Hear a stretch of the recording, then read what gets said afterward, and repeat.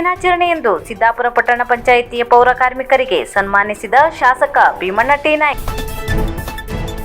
ನಗರ ಸ್ವಚ್ಛತೆಯಲ್ಲಿ ತಮ್ಮನ್ನು ಪ್ರಾಮಾಣಿಕವಾಗಿ ತೊಡಗಿಸಿಕೊಂಡಿರುವ ಸಿದ್ದಾಪುರ ಪಟ್ಟಣ ಪಂಚಾಯಿತಿ ಪೌರ ಕಾರ್ಮಿಕರಿಗೆ ಪೌರ ಕಾರ್ಮಿಕರ ದಿನಾಚರಣೆ ಕಾರ್ಯಕ್ರಮದಲ್ಲಿ ಶಾಸಕ ಭೀಮಣ್ಣ ನಾಯ್ಕ ಅವರು ಸನ್ಮಾನಿಸಿ ಗೌರವಿಸಿದರು.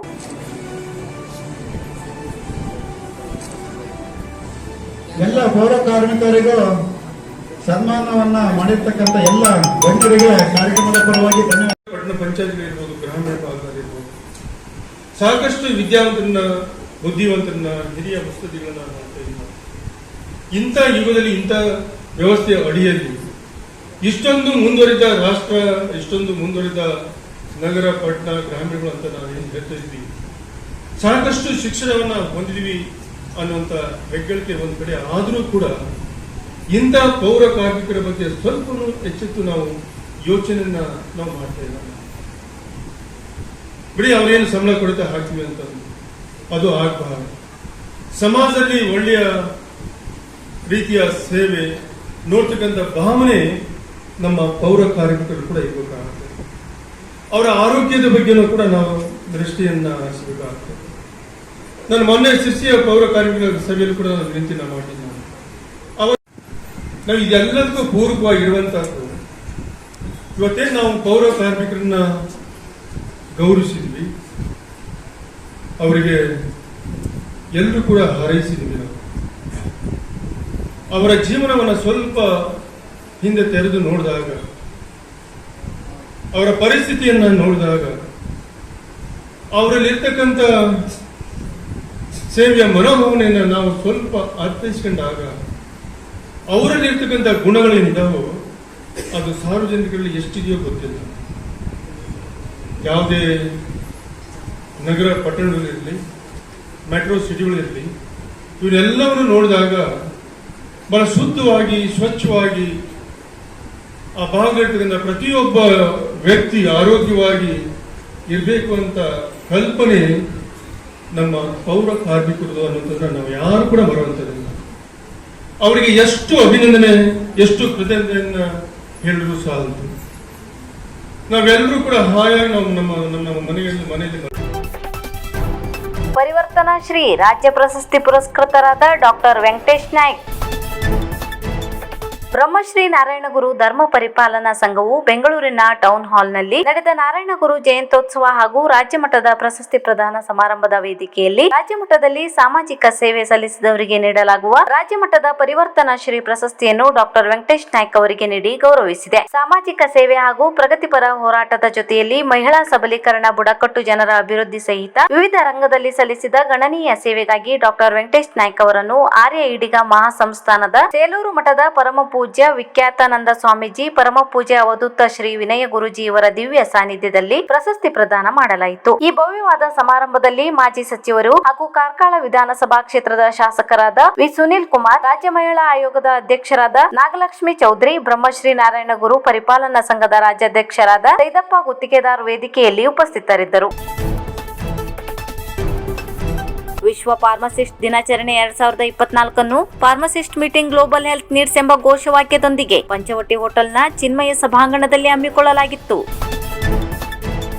ದಿನಾಂಕ 25/9/2024 ಕರ್ನಾಟಕ ರಾಜ್ಯ ಸರ್ಕಾರಿ ಫಾರ್ಮಸಿ ಅಧಿಕಾರಿಗಳ ಸಂಘ ಜಿಲ್ಲಾ ಶಾಖೆ, ಉತ್ತರ ಕನ್ನಡ ಕರ್ನಾಟಕ ರಾಜ್ಯ ಔಷಧಿ ವಿಜ್ಞಾನ ಪರಿಷತ್ ಬೆಂಗಳೂರು ಹಾಗೂ ಕರ್ನಾಟಕ ಕೆಮಿಸ್ಟ್ ಮತ್ತು ಡ್ರಗ್ಗಿಸ್ಟ್ ಅಸೋಸಿಯೇಷನ್ ಶಿರ್ಸಿ ಘಟಕದ ಇವರ ಸಹಯೋಗದಲ್ಲಿ ವಿಶ್ವ ಫಾರ್ಮಸಿಸ್ಟ್ ದಿನಾಚರಣೆ 2024 pharmacist meeting global health needs ಎಂಬ ಘೋಷವಾಕ್ಯದೊಂದಿಗೆ ಪಂಚವಟಿ ಹೋಟೆಲ್ನ ಚಿನ್ಮಯ ಸಭಾಂಗಣದಲ್ಲಿ ಹಮ್ಮಿಕೊಳ್ಳಲಾಗಿತ್ತು. ಕರ್ನಾಟಕದ ಉದ್ಘಾಟಕರಾಗಿ ಕೆವಿ ನಾಗರಾಜ್, ಸಹಾಯಕ ಔಷಧ ನಿಯಂತ್ರಣ ಅಧಿಕಾರಿಗಳು, ಉತ್ತರ ಕನ್ನಡ ವೃತ್ತ ಕಾರವಾರ ಇವರು ನೆರವೇರಿಸಿ ಫಾರ್ಮಸಿಸ್ಟ್ ಗಳನ್ನು ಉದ್ದೇಶಿಸಿ ಮಾತನಾಡಿದರು. ಪ್ರಾಸ್ತಾವಿಕವಾಗಿ ಕರ್ನಾಟಕ ರಾಜ್ಯ ಸರ್ಕಾರಿ ಫಾರ್ಮಸಿ ಅಧಿಕಾರಿಗಳ ಸಂಘ ಬೆಂಗಳೂರು ಇದರ ರಾಜ್ಯಾಧ್ಯಕ್ಷರಾದ ಪ್ರಭಾಕರ್ ವಿ ಅವರು ವಿಶ್ವ ಫಾರ್ಮಸಿಸ್ಟ್ ದಿನಾಚರಣೆ ಹಿನ್ನೆಲೆ ಕುರಿತು ಮಾತನಾಡಿದರು. ಕರ್ನಾಟಕದ ಅಧ್ಯಕ್ಷತೆಯನ್ನು ಕರ್ನಾಟಕ ರಾಜ್ಯ ಸರ್ಕಾರಿ ಫಾರ್ಮಸಿ ಅಧಿಕಾರಿಗಳ ಸಂಘ ಜಿಲ್ಲಾ ಶಾಖೆ ಉತ್ತರ ಕನ್ನಡ ಅಧ್ಯಕ್ಷರಾದ ಮಹೇಶ್ ಡಿ ನಾಯ್ಕ್ ಅತಿಥಿಗಳಾಗಿ, ಕರ್ನಾಟಕ ಕೆಮಿಸ್ಟ್ ಮತ್ತು ಡ್ರಗ್ಗಿಸ್ಟ್ ಅಸೋಸಿಯೇಷನ್ ಶಿರ್ಸಿ ಘಟಕದ ಅಧ್ಯಕ್ಷರಾದ Ganesh S Hegde, green care ಸಂಸ್ಥೆಯ ಪ್ರಧಾನ ಕಾರ್ಯದರ್ಶಿಗಳಾದ ಜಿತೇಂದ್ರ ಕುಮಾರ್ ಆರ್ಎಂ, ಕರ್ನಾಟಕ ರಾಜ್ಯ ಸರ್ಕಾರಿ ಫಾರ್ಮಸಿ ಅಧಿಕಾರಿಗಳ ಸಂಘ ಬೆಂಗಳೂರು, ಇದರ ಉಪಾಧ್ಯಕ್ಷರಾದ ಶಿವಕುಮಾರ್, ಪ್ರಧಾನ ಕಾರ್ಯದರ್ಶಿ